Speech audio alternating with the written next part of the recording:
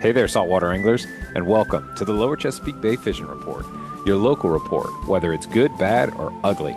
This podcast is part of the Great Days Outdoors Network, and each week we'll be talking to local experts to learn ways that we can become better anglers and stewards of this fishery, whether you're out fishing in the ocean, the lower bay, or its tributaries. We also ask that every angler do their part in sustainable fishing practices, keeping this amazing fishery healthy and thriving for generations to come. Spring is here, and the water in the bite is warming up. So let us take a minute and hear who's bringing us this week's show, and then we're going to jump into the report and find out what's going on. Tired of battling salt corrosion on your boat, trailer, and reels? Meet Salt's Gone, your ultimate solution. This powerful, instantly acting chelating agent tackles salt and brine with ease, featuring corrosion inhibitors to protect against future damage and surfactants for a thorough clean.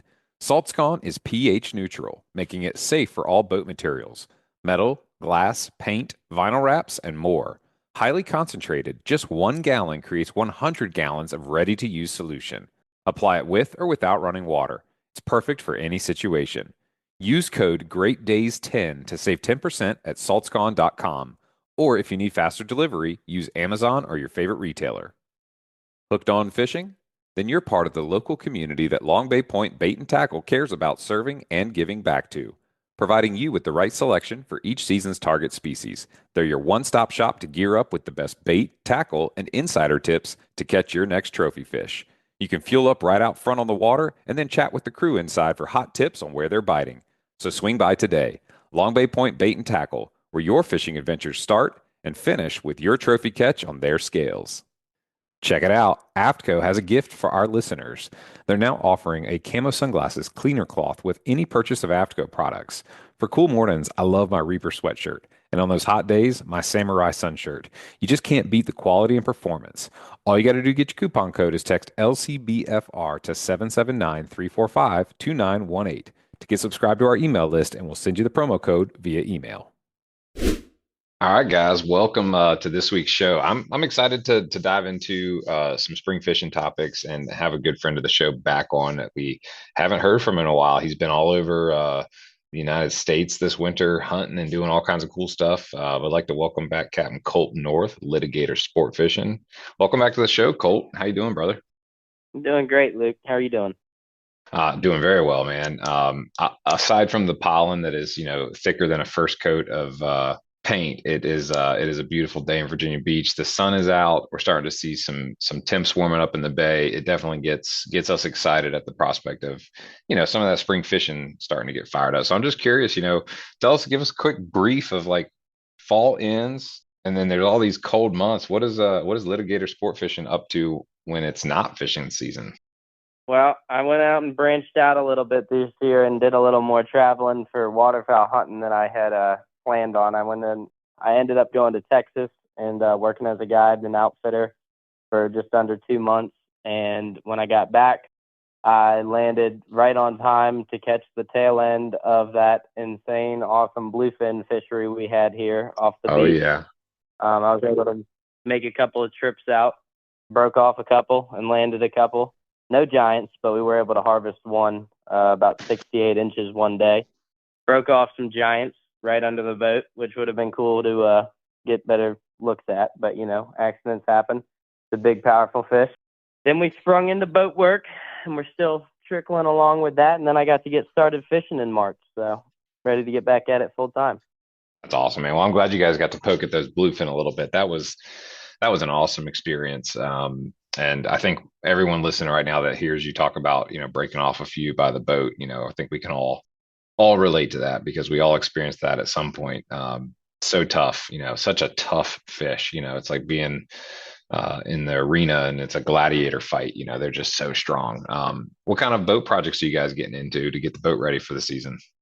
Well, luckily, I've done so much to the Intrepid, the one I run every day, that I didn't have to do a whole lot. But, a lot of regular maintenance, a lot of preventative maintenance, a lot of cosmetic stuff like, redoing non-skid so the deck's all nice year after year. It gets real worn down over the course of an entire summer, even just a summer fishing with all the different sets of feet on board. It can wear it down a lot. Mm-hmm.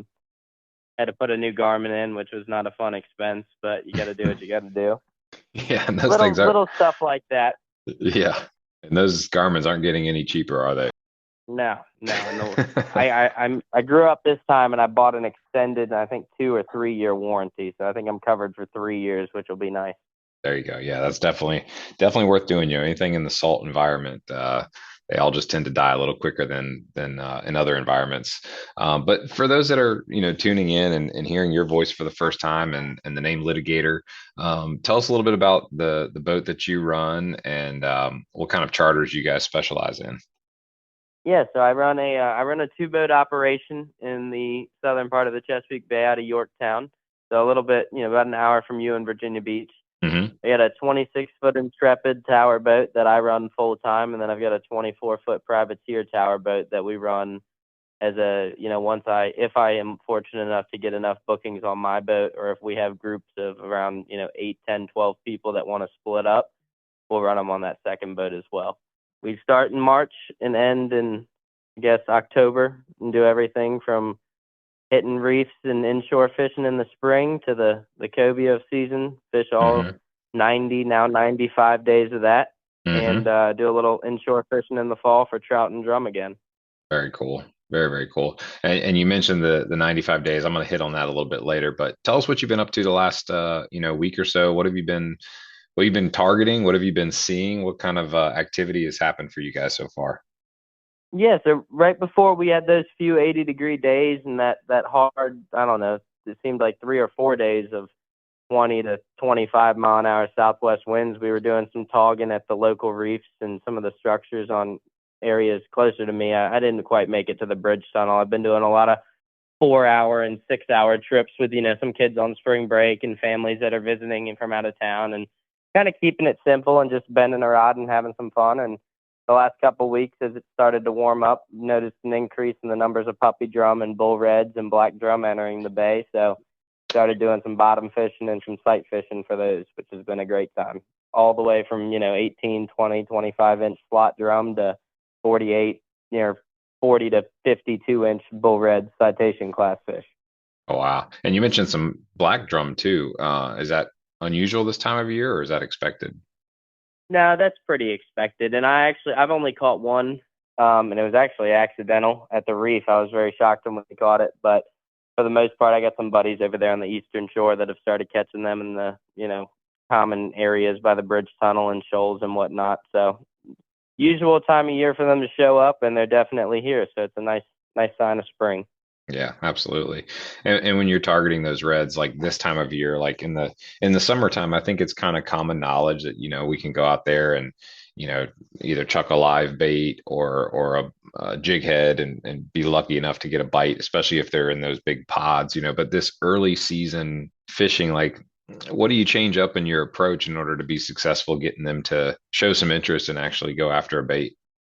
I cast a whole lot of times because a whole lot of them have lockjaw, and it is very frustrating, especially sight fishing them. It's a little different when you're bottom fishing them because if you get the bite, then they already made the decision to eat.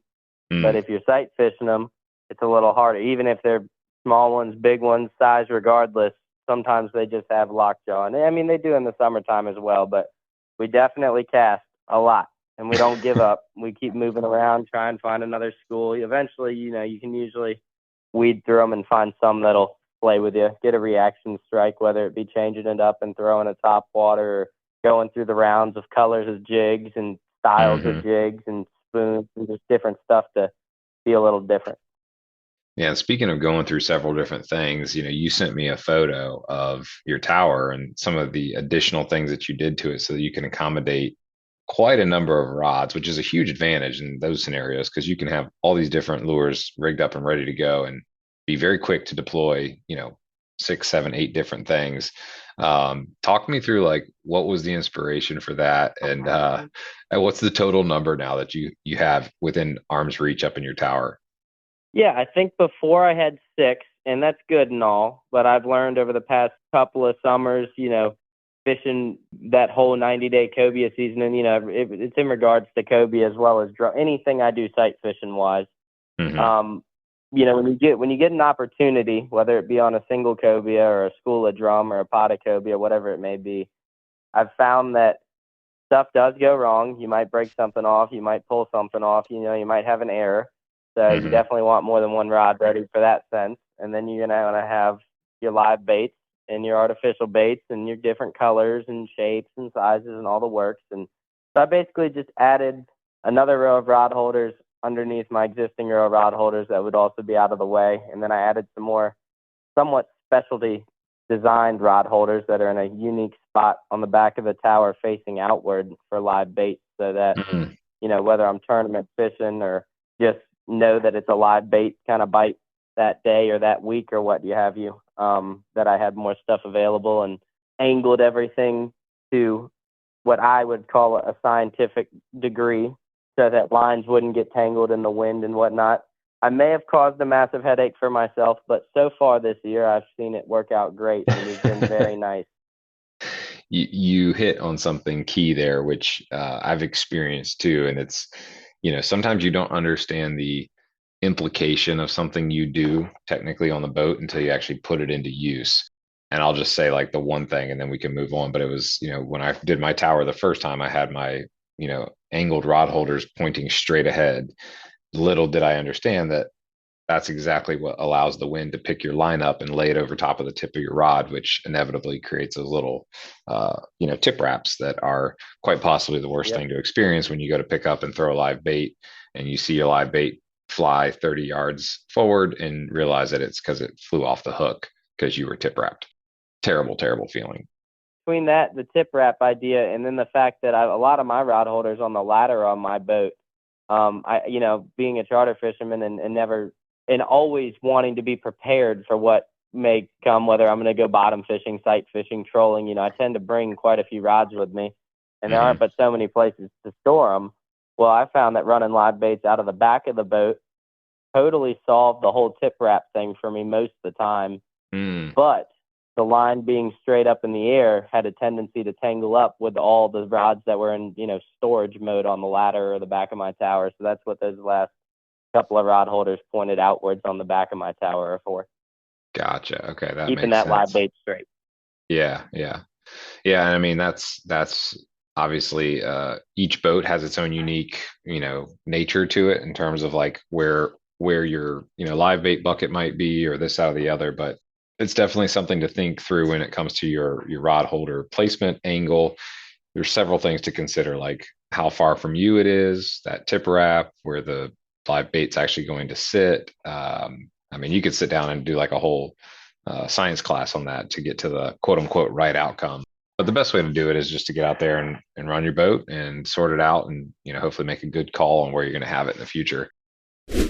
Upgrade your waterfront with Killer Doc's premium dock furniture, built to last a lifetime in marine conditions. Crafted from marine grade aluminum with a protective anti corrosion coating, it's tough enough to handle the elements while providing unmatched comfort. Featuring sunbrella cushions with fast drying, removable covers, our furniture stays securely in place even in storms. Choose from cabanas, club chairs, love seats, tables, and more to create your perfect dockside retreat. Durability meets elegance at Killer Doc. Check out the full collection at killerdoc.com today. You mentioned the black drum, some red drum. You also talked about some tog fishing. What have you guys been seeing with the togs and when you're out there this time of year? Again, just curious, like your setup and maybe talk us through your setup and how you target them and what your fishing style is to get them to commit to a bite. Yeah. So I guess before last summer, I finally got a trolling motor, which was an absolute game changer Mhm. as far as spot lock goes. So I've been really trying to learn that better and get that more dialed in. And I kind of went out there with a open mind and just wanted to hit as many spots as I could. And I came to learn something that when the water was that cold and in mid March and whatnot, there is nothing else around out there. And it was some of the most fun I've had tog fishing. Now, granted, the size of them is to be left up for discussion. We didn't harvest very many at all. I don't know if we harvested a single one. A lot of them were small fish, but for who I had on the boat and what we wanted to do, it was perfect and no complaints because it was a bent rod in the middle of March when there's not a whole lot going on. And Mm-hmm. got lucky and found some good rock piles that were holding them real good and had Mm-hmm. a blast with them. That's awesome. I mean, even just to, like you said, just to bend a rod, even if you're not catching a whole bunch of big ones that you can take home. I mean, those tog, they're kind of like sheep's head a little bit too, aren't they? In terms of like their size is indicating their age, and they grow pretty slowly, don't they? Right. Yeah. Yeah. I'll tell you the best part about fishing in the winter months, though, is not having to deal with oyster toads. You know, you get a lot of bycatch in the summer trying to target certain species, whether it's hog or sheep's head or drum. You know, there's a lot of different things you can catch on the artificial reefs in the bay. And 9 times out of 10, while you're trying to catch them, you deal with those pesky oyster toads. And it was quite relieving to go out there and know that when we got a bite, it was going to be a tog. Yeah, absolutely. Yeah, that's the oyster toad is the mascot of the brand toadfish. But you're right, they deceive you. You feel like you're all excited, you got a good bite, and you pull it up there, and then you just see those big, goofy mouths chomping down on your bait, and then you got to be careful trying to get them off because I mean, have you ever been bitten by one of those things trying to get them off a hook? Honestly, no, because I've never allowed myself the opportunity. I usually grab them with a rag or use a pair of pliers and dispatch of them into the water as quick as I can and wish I don't have to see another one. No offense to them. They've got their purpose, but they annoy me and they steal my bait. That's funny. Well, talk me through your tog setup. So, like, what kind of rod and reel combination do you like to use, and then what kind of leader material and hook? Yeah. Just kind of talk me from like the reel down to the hook end and business end. What do you guys like to use there on Litigator? I'm definitely I'd consider myself a lot lighter tackle than probably most people. We run my inshore stuff. It's the same rods I use for like puppy drum casting and trout fishing and whatnot. It's just a 2,500 size reel with Hmm. some of them have 10, 15 pound braid, and I run them on a 7 foot. I've got a few sets of inshore rods. I've got some medium lights. I've got some mediums. No, I've got a bunch of medium lights, and I've got some mediums. My mediums have 4,000 size reels on them actually, and Okay. I don't really need to break those out this time of year. Those are more for when I need them, when I know there's some more drum around and some bigger stuff to catch than dogs at the local reefs, of course. But I like light. You know, I like going as light as I can with everything. A light 20, maybe 30 pound mono or fluorocarbon leader. You know, with the water being colder, it's a lot clearer. So I tend to use fluorocarbon in the earlier and later months of the year. I don't necessarily see as much of an importance in the summertime. Hmm. But usually I keep it to fluorocarbon for togging and whatnot at the reef. And I'm pretty biased to using those little tog jigs. Everybody's got their own style and favorite, I'm sure. I'm pretty basic. I like just a regular old sweeper jig. And if I need to, I run a couple of rods with a dropper loop rig, you know, single hook, and a couple of rods with a jig. Sometimes you'll see a difference in your catch numbers, or I've noticed sometimes you'll find that maybe there's something that's, you know, maybe the way the structure is, you want your bait a little higher up, Hmm. and sometimes you want it a little lower. And so I Hmm. prefer a jig. I think my hookup ratio personally is better with a jig, and I've seen a lot of my clients have a lot of success with jigs, and it's a lot simpler too. I feel like I don't snag up as much, and when you do snag, your bait's kind of covering your hook the right way. I'm no jig builder, so I don't understand every little bit about them, but I know I like using them. Well, if you could go back a few minutes and just talk to me about like I mean, you and I know what these things are, but just for those listening, the difference between a sweeper jig and dropper loop rigs. Yeah. Yeah, so a dropper loop rig is, you know, I'm sure some people use a 2 hook rig. It's pretty similar to any old bottom rig you'd pick up at the store, except for it's hand tied. You Hmm. basically do 2 loops, one for your weight, and then a few inches or a foot above it or so, you do another loop, and that one connects to your hook. That would be putting your bait presentation off the bottom, however far those loops are apart, whether it Hmm. be 4 inches, 8 inches, 12 inches, 16 inches, whatever that distance may be. And your weight is separate from the hook. So your weight's going to get into that structure, and that's where I feel like I have a lot more snags come from it. Um, just if the current's running hard, and you know how fishing around structure is. I'm sure everybody knows how fishing around structure is because it hurts your wallet a lot. Um, and then a jig, you know, is the lead is on the jig head. It's just a jig head you'd use for anything else except for it's got, and there's multiple and different shapes and sizes and hook positions and hook styles, but it's just your hook and your weight are together. Got it. That makes sense. And then the sweeper jig is basically just a jig, but the design of it, what is it? how does it get the name sweeper? Like, what does that really mean? You're asking the wrong guy. uh, I think because it's got that banana-y shape to it, and it kind of sweeps over stuff. If I had to take a guess.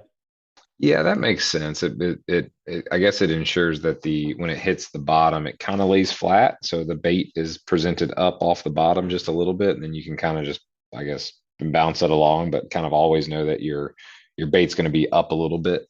Luke, that's a great point, and I never really thought of it. I just dropped them to the bottom, and when I got a bite, I set the hook. Well, I mean, that's kind of the fun of this show and of talking through fishing stuff is just, we're always learning, people are always innovating. Like you see the new every year at ICAST, people come and bring all their new innovations. I think just this past year I saw, Long Bay Point brought in those jigs where you have like the ability to unscrew and change the weight of a head of a jig, so you're not having to untie and retie. So I guess we got to work hard to, keep up to date with all these things and what they mean. But yeah, I mean, I'm looking at a picture of a Really? sweep. Yeah, yeah, they've got that I've technology never now. even heard of that, so I just learned a few things. Yep. Let's see here. Interchangeable. I'm going to the old googly machine. So interchangeable jig head weight. Let's see here.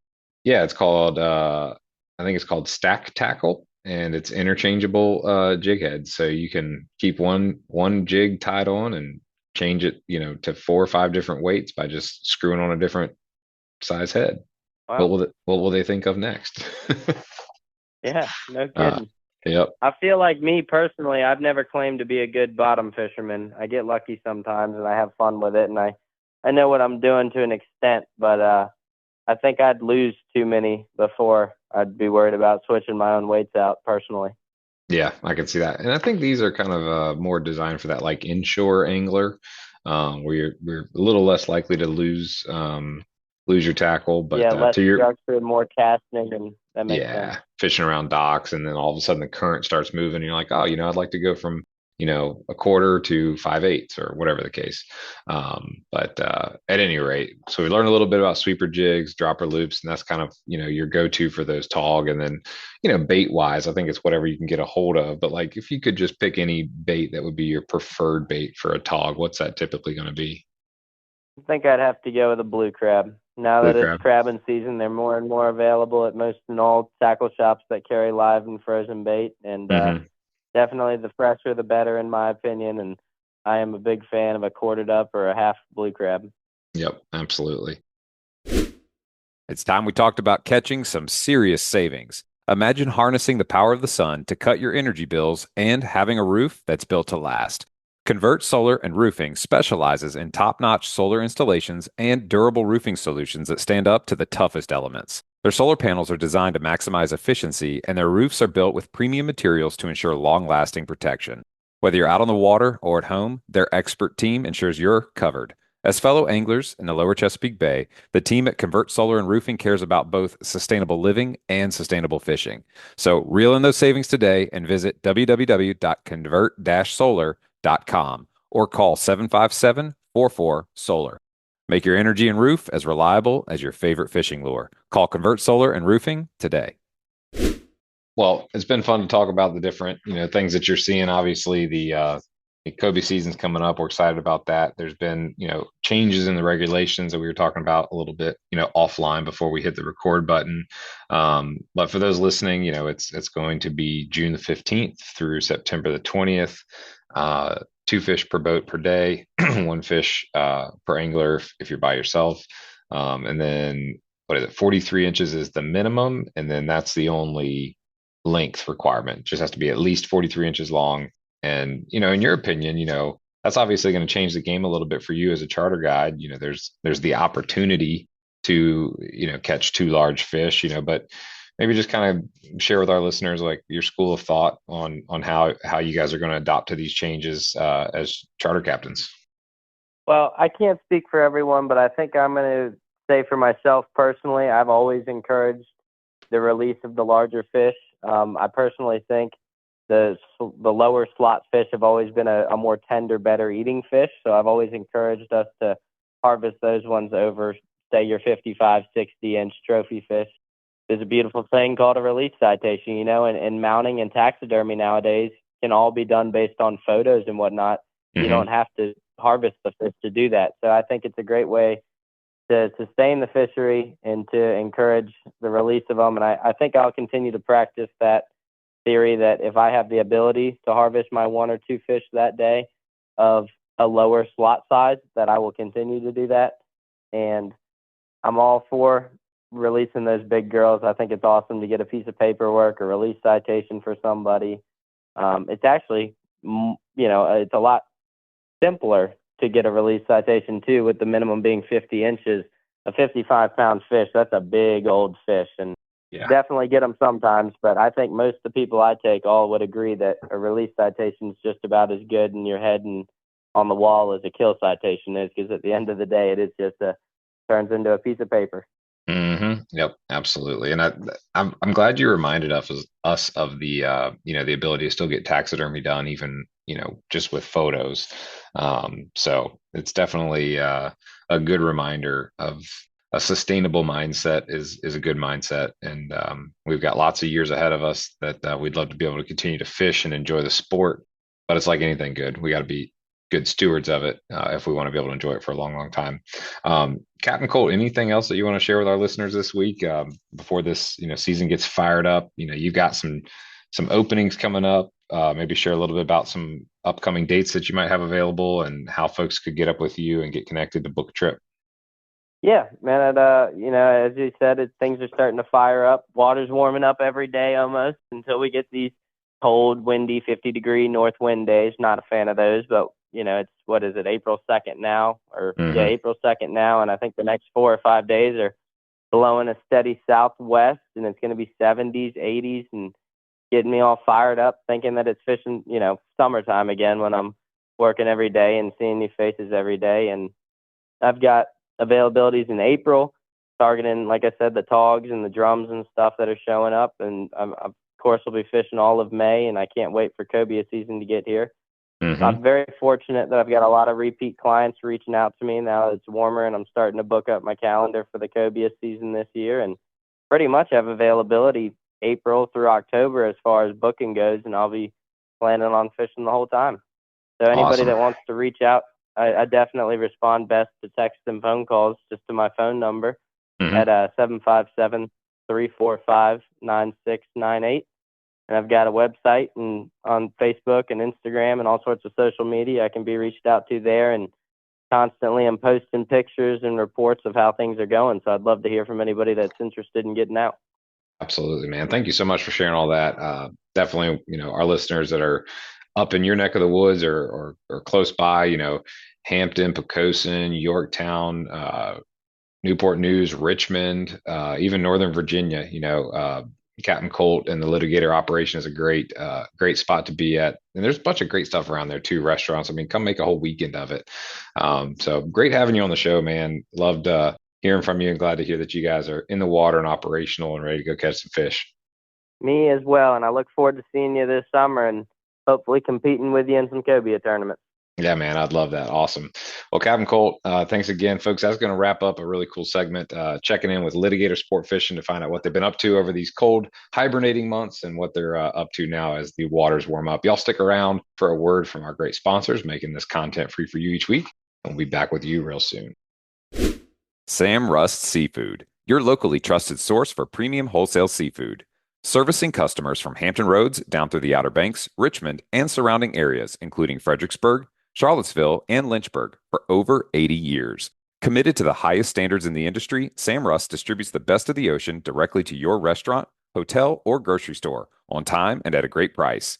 Visit samrust.com to discover how quality, tradition, and sustainability come together. So don't cuss, call Sam Rust. All right, y'all. Well, let's dive into another report. We are talking with longtime friend of the show, Captain Eric Myers aboard Heads and Tails. Welcome back to the show, Captain Eric. How are we doing today? Good, buddy. How you doing? Doing good. You surviving the pollen? Dying slowly, but yes, we are surviving. Does it affect you much, or is it not that big of a deal? It's just when the crepe, what are they, crepe myrtles bloom? Those get me. I don't know what it is about those, but those get me. when you're out fishing, I know you guys have been out there, chasing some of those puppy drum in that shallow water where it's clear. Those mornings where the, pollen is so thick it almost creates a layer on the water. Does it become a little bit of an issue for trying to sight fish those things? The only thing that I can say is that it makes it a little bit harder for the charters to see fish because Mm. the pollen creates a shadow on the water and almost looks like a fish. Oh, I So see. Yeah, if that's you don't know interesting. what you're looking at to begin with, it's a little Yeah. difficult. But Yeah.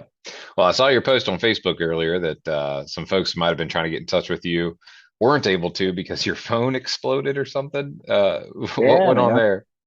I don't know, man. Just years of being on the water, I guess.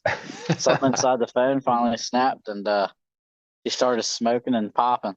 Oh my goodness. Like It you was put it in the it was microwave pretty or cool. something. Yeah. Ah, that's probably about as close as you can get to it. Yeah. That's wild. Man, Well, catch us up. The weather's definitely improved. I know you guys were out there, like I said, chasing them in shallow water, but here it is, first week of April. What have you guys been seeing and targeting? You guys inshore? Are you out in the bay at all? What's been going on? yeah, we're still real heavy on the inshore, Hmm. back in the inlets and stuff. In the bay, you got the tog bite should be getting good here soon around the bridge tunnel and the big red and black drum. They seem to have been here for almost 2 weeks now. Oh wow, yeah, that's exciting to hear. I know a friend of mine, also named Luke, went out with you recently to take a charter with you guys and chase some of those puppy drum down. How'd that trip go? I know some previous trips it was like, all you wanted, and then that trip was maybe not all you wanted, which Wow, obviously we actually had is. to work for those. Yeah. I mean, but tell me about that trip. I mean, you guys still got some bites, but as opposed to a trip where you go out there and like you said, it's all you wanted, and then all of a sudden it changes. Like, talk us through those changes. Like, what was the difference between the great day and the not so great day, and how did you guys overcome that challenge? The biggest thing for me is a lot of times I try not to hit the same spot twice. Like I usually give it 2, 3 days before I go back to a good spot. Hmm. There's just so many fish you can go pretty much anywhere, find a school of fish. I picked Little Luke up and I just ran straight to where we were smacking them the day before, where we saw probably close to 1,000 fish and Mm. saw some fish super spooky, real lethargic, a little lazy. So all the fish that we were casting at and catching the day before just weren't there now. Ended up Well, having to go hit new spots that I haven't fished yet. And I mean, we found fish. I showed him a bunch of fish. I showed him a bunch of fish. they just They wouldn't just eat. weren't biting. And Just these, were we're not biting. talking we're talking about puppy drum, or is there a mix of speckled trout in there too? Not usually this time of year yet. We'll get some speckled trout mixed in when the water gets above 60, Hmm. like that 60 to 64 degree range. Yeah. Um, but we did find some black drum, saw bluefish, seen plenty of flounder in the inlet. Black drum in the inlet. That's Yeah, sort we of saw rare, isn't it? not typically like they're not usually caught. Usually people that are catching them by accident. So like Yeah, like when you you're catch them bottom on like a fishing. piece of yeah, you catch them on a piece of shrimp next to a dock, like Hmm. probably fishing with some kids or something. You catch a little black drum. They like Yeah. big current. They like it deep, and this time of year you can find them, and they're cruising around the same points and coves that the redfish are. Okay. That they've made it through all winter in the river. Now they're looking for crabs and stuff that are coming out of the mud. Yeah. That's But I interesting. I mean, mean, I think in however many years of fishing inlet, I think I've only caught two two black drum. Exactly like you said, just an incidental bycatch when fishing on the bottom near docks. They pull hard. I mean, they're tough oh fish. yeah, they use all that forehead they got and use it in the current. Exactly right. They They got that they big old love it. knot head.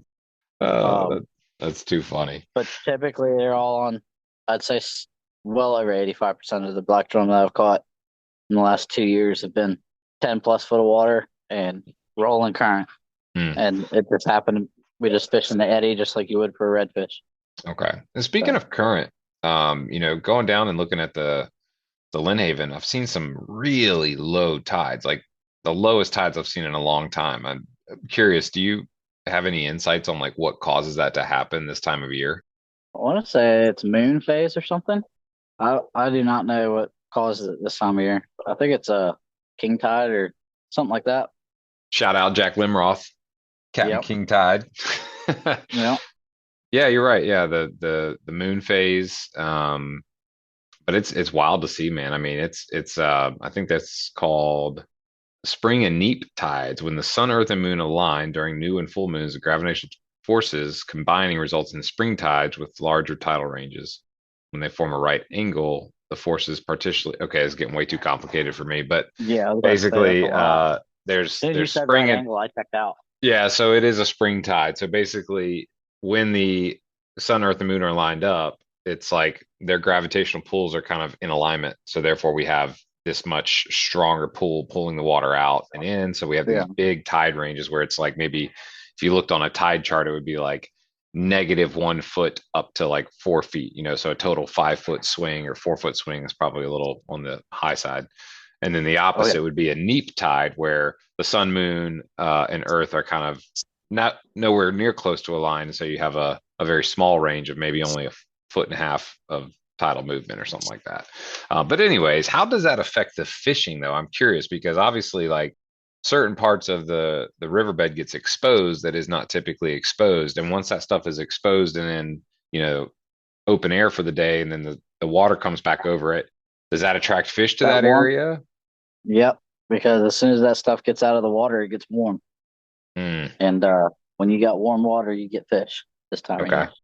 Typically, we really like to catch the bottom ends of the tide early in the spring like this, Hmm. just because it narrows down the search for Got it. fish. Got it. Everything's going to be shallow to begin with, but with 90% of it out of the water in those back creeks, really funnels them into one spot. That makes sense. So on one hand, it's super, super great, super easy. On the other hand, you're not going to have any paint on your skeg on your lure unit. Um, your depth finder will probably never read. It'll just be Right. blinking. And Right. yeah, you'll learn where all the oyster beds are, which is good for a lot of people to see, so they know what they're running over in the summer when it's not that low. Yeah. When it only has a foot over it in the summer, it's out of the water now. Yeah. Another great pastime to do this time of year is go around to all the oyster beds and oyster cages that are out of the water and collect on the mirrodines and mirrolures and stuff. I mean, I that's have a a whole pretty penny. 5-gallon bucket. That's a pretty It's penny worth. wild. Yeah. I mean, a Miradyne these days is, 1995 plus rights to your firstborn child. They're just not getting any cheaper. No, no, and you can run around the oyster beds and oyster cages and dock poles and stuff. You still see them hanging in there, and it's like, oh, that's great. Recently celebrating 100 years of history, Tohatsu is Japan's oldest outboard manufacturer, producing high-quality durable outboard motors since 1956. Tohatsu America Corporation is the U.S. and Canadian distributor of Tohatsu outboards, offering a full line of four-stroke motors ranging from 2.5 horsepower to 250 horsepower, and the recently introduced Alaris 6 kilowatt electric outboard. Tohatsu America is a recipient of the NMMA's Customer Satisfaction Index, or CSI, award for the seventh consecutive year. Tohatsu is uncompromising in its pursuit of outboard motors that are both durable and as light as possible. See it, hear it, feel the wind. So when you're in that really shallow water, I know we talked about it on a previous episode that you typically like to have that really light, jig head. But when we're talking like super skinny water, like foot or less, like what's the go-to lure when you see them in that 16 inches of water or whatever it is? What's your go-to lure to be able to try to get a bite without just immediately sinking to the bottom? So you're gonna want something that doesn't have action, Does not or have the least action. amount. Yeah, so something like a jerk shad or a fluke, Uh-huh. something that's big enough to get their attention in that shallow water. And when you kill it, like when you jerk it and stop, it just stops. Okay. And it doesn't need movement or anything to move the tail. Or we've been using those Z-Man jerk shads. Mm-hmm. We'll rig it with like, I think it's like a 10th ounce weighted Texas hook Ah, or okay. Texas rig hook, Yep. Yep. weedless hook, whatever it's called. Yeah. And that way it sinks nose first, so the back end of the bait pops up off the bottom. And just hangs out. And Because that, those jerk shads you're talking about, aren't they technically like neutrally buoyant? yeah, so technically they should float, and with Okay. the weight towards the front of front of the bait. They just nosedive in. And when Got it. we're sitting there casting the schools of fish, so you throw it way past the fish and you work it to the fish. Mm-hmm. And it seems to have a more natural reaction strike from that than burning like a paddle tail through them. Got it. That makes more sense. I'm not saying the paddle tails don't work. I've had days where they have, but the first thing I'm picking up is a jerk shad to throw at fish I can see. That makes sense. And going back to, that recent charter you took with we called him Little Luke. He's a friend of mine, but he just had his 16th birthday, and happy birthday to him. But if you put the two of us together, there's about 100, we'll just say 100+ pound, difference. So I'm big Luke, he's Little Luke. But how did Little Luke fare? Like, talk me through, how many total fish did you guys catch? How many fish would you say didn't bite versus did bite? And how many did Little Luke catch? Yeah, I want to say we struggled. I think we only caught 4. And I That's want to say tough. Luke caught 3 of them. Wow. Okay. But I mean, we saw all the fish you could want. Yeah, they just had I lockjaw. mean, just could not get them to eat. And it was probably because a lot of the spots I hit the day before, we hammered them. Yeah. I mean, we probably caught 40 fish the day before, and that's why I was like, yeah, he needs to come. Well, it's still This is good one of those learning. things, man. It's still a good learning opportunity because there's no such thing as going every trip and having a, killer trip every time. But, you know, as is true in life too, sometimes the struggles and the challenges that we experience are what improve us or help us to grow. So I'm sure you leave those tough trips and you go home and you think about, okay, what could I have done different, or what will I do different the next time, to try to improve my chances or improve my hookups and so forth. So when you come off of a day like that where it's like, man, we only caught 4 fish, like, talk me through the mental, like, when you dissect that and think about what went, good and what didn't go good, what's the kind of key takeaway as a charter captain when you have just a 4 fish day when you're expecting 40? What goes through your mind as a charter captain? Wow, this sucks. That's typically the first thing. And then it's more or less the thing of it's not because we weren't where the fish were. The fish were there. We could see the fish all day. Yeah. And that's what's probably the most irritating part of it.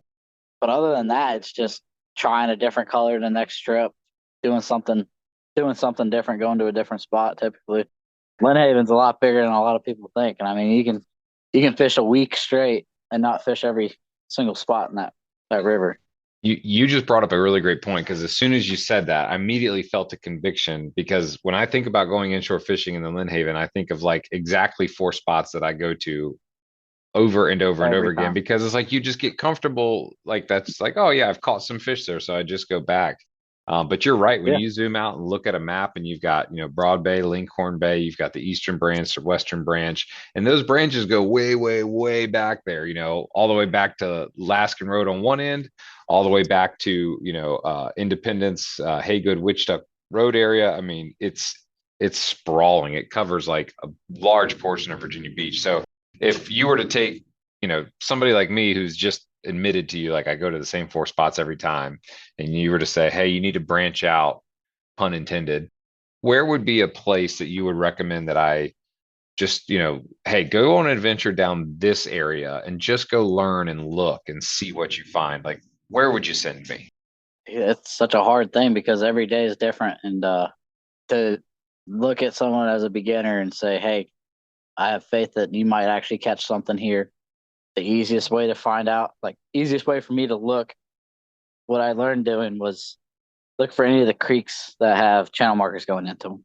Any of the creeks with channel markers, any of the creeks with big structure on the front of them, like big docks, big riprap bulkheads. That sort of stuff's going to create heat, and that's where the bait fish are going to start coming out and sitting on top of Okay. oyster beds, and then work your way to the back of those creeks. I can't express that enough. Is you got to get to the back of these creeks. Some creeks they're not that far back. Some creeks they have like a little side, shallow elbow or Mm-hmm. corner when you're going into them, and that's as Yep. far back as you need to go. There's 100 fish right there. Wow. Some of the other creeks you got to go all the way to the dead end, and then you got to fish not the dead end. You got to fish behind you. Like you never can tell where these fish are sitting because they get in these schools and they swim in a school the whole creek. You'll have Okay. 200 fish in a school, and they'll swim from one end of the creek to the other end. And depending on where you are when you come in there, they could be at the front, the mouth of it. They could be in the back of it. Got it. 10 casts, catch 10 fish, and then there'd be nothing because they move further back or they move further out. It reminds me of the day that I went with you and we looked around and I mean, we were catching a couple of dink specks here and there. We caught, that one huge flounder that rest in peace is still, swimming freely. Rest in peace to us, the fishermen, because we were dead when we lost it. Yeah. Would have loved to get a picture of that thing. I think That it's was a potentially stud. a 9+ pound flounder. But point being, we moved all around looking for these puppy drum, and then all of a sudden we finally found them, kind of nestled between two large, long docks. And it was interesting, like listening to what you were just saying, and then thinking about that experience. Like you're right, like that school was moving around, as a school. And we just weren't in the right places until we were in the right place. And so I think back to what you're saying, the takeaway I have is like really pay attention, use all of your five senses and pay close attention to different things and allow your imagination to go a little bit too. Like, hey, this could be a factor. Like there's the riprap, it could be warm, there could be bait fish there, and like just let your mind wander a little bit and then form a plan around that and then see if A plus B equals C, basically.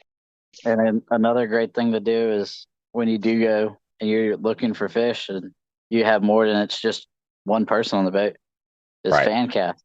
Cover the Yeah. whole area you pull into Yeah. because there's no reason the fish are sitting on any one spot. There's none. They're just Right. cruising. Right. They're just And hanging out. I've had days where I could see fish in front of us that don't eat, and the guys in the back of the boat that I didn't tell them that there was fish in front of us are hooking up behind us. So then it's like, well, that works. Yep. I mean, it's funky like that. Absolutely. Looking to protect your dock with materials built to last? Shoreline Plastics has you covered. As leaders in composite marine dock pilings and building materials, they engineer solutions that stand the test of time. Their EcoPile is the ultimate composite piling designed for longevity and eco-friendliness, ensuring your dock remains strong for years. And if you need a quick fix for worn pilings, try Snap Jacket, a durable solution that restores and extends their life. Visit shorelineplastics.com to discover how you can elevate your next marine project. Shoreline Plastics, where durability meets innovation. Well, you've got me excited about, trying to get back out there soon. I've got to get the boat out of the water and do some maintenance. It's that time, every time I click it on, it, chirps at me that I've got to do that 100-hour maintenance. And so I go back to the episode I had with Andrew Kaiser and with Troy Marine. And, it's like, we can't ignore our maintenance. It's important. So folks listening, the clock is ticking. We're going to be here in spring, summer fishing, and you don't want to just run your motor down because you got excited to go fishing, and we'll just do maintenance later. I think I saw That's you what I posted did today. today. Yeah, on your Suzuki. How many hours is on that Suzuki 175 now? So we actually have 11,000 hours. Oh my goodness. Wow.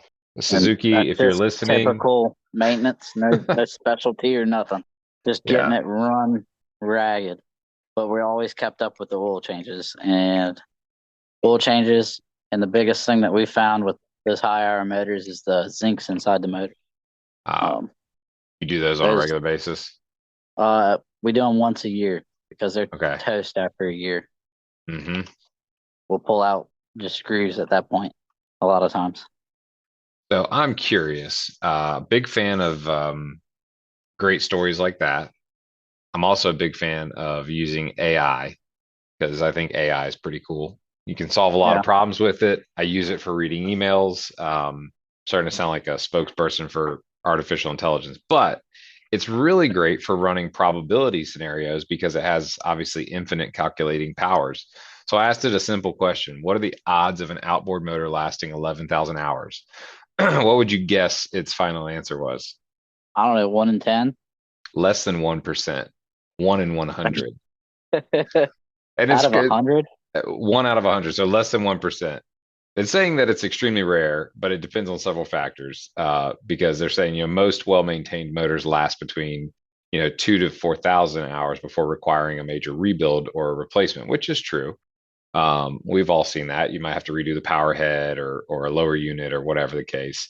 But it basically says that the main factors affecting longevity are, obviously the manufacturing type and quality, your maintenance, your usage, so like the type of usage. And I think to your point, one of the things that benefits you is that you use that boat a lot in the inlet. So you're at like kind of lower RPMs, a lot of idling, a lot of A lot of like idling, a lot of mid-range. really getting on it. Well, I try not to do a lot of mid range. I try to do upper RPMs. Right. You're either just So going like running 4,500 to, between, yeah, running through your spots and then back down to idle. And yeah, so it basically says that like, all those things together make you with an 11,000 hour outboard motor. They're describing it as a unicorn. The odds of any given outboard lasting longer than that, less than 1%. So my friend, you should probably go buy a lottery ticket tonight. not that lucky, just lucky with that motor. For sure. Well, enough about motors and artificial intelligence. Folks that are listening that want to get a chance to get, one of these inshore trips, or even for an upcoming, trip on the Contender, which by the way, your Facebook photo with that tuna that Jenny from Shutter Speed took is just incredible. If Contender goes and finds that photo, I feel like they should pay you royalties for it. It's like the coolest Contender photo ever with that big bluefin tail sticking up right next to it. Yeah, man, that was a great day. I got to spend it with some really good people. And even Yep. my mom got to crank on it. That's what it's all about. But yeah, if folks want to get up with you and get out there and fish, what's the best way for them to contact old heads and tails and get out there on the boat? They can either call or text me, or they can book me right through my Valley Pro account. Perfect. Well, And we'll drop that Valley Pro in the show notes, and then hit us with that phone number. it is 757-573-9569. Awesome.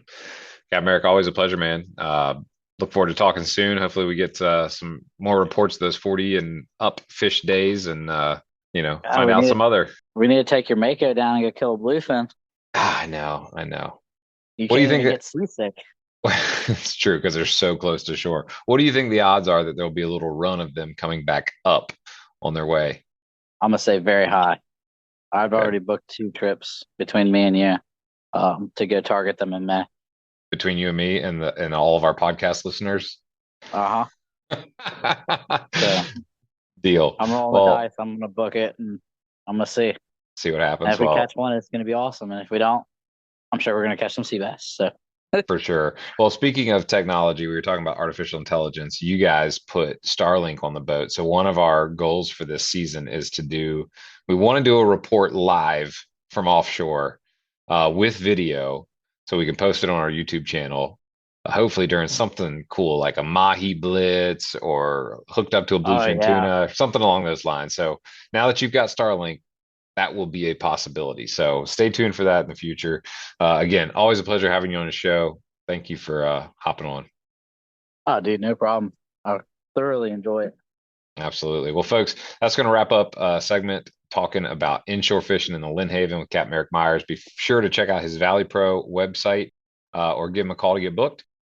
Stick around for a word from our sponsors, bringing the show to you each and every week. Did you know every 40 seconds someone has a heart attack or stroke? In that moment, every second counts and every critical decision matters. Air Medcare Network's air ambulance providers can provide life-saving care directly to those in need at a moment's notice. With 320 locations across 38 states, they're the largest air ambulance membership network. Rest assured, they've got you and your entire household covered. Membership is just $99 a year or just $79 for seniors. Visit gdo.deals/airmedcare to enroll. Hi, guys. Well, welcome to What Did You Learn?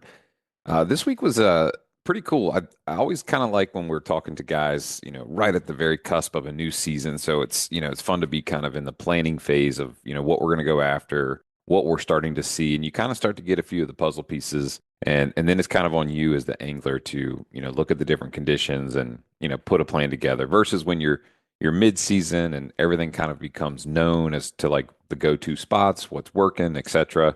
So I always enjoyed this kind of a season, right before the thing really, busts loose.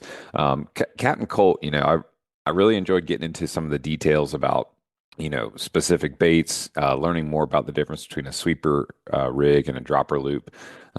He's always great to chat with and, brings a fresh perspective from that, kind of mid-bay up there close to Yorktown and what they see out there. He's got a unique vantage point of the bay that's a little bit different from those of us, here down in the Lynnhaven area.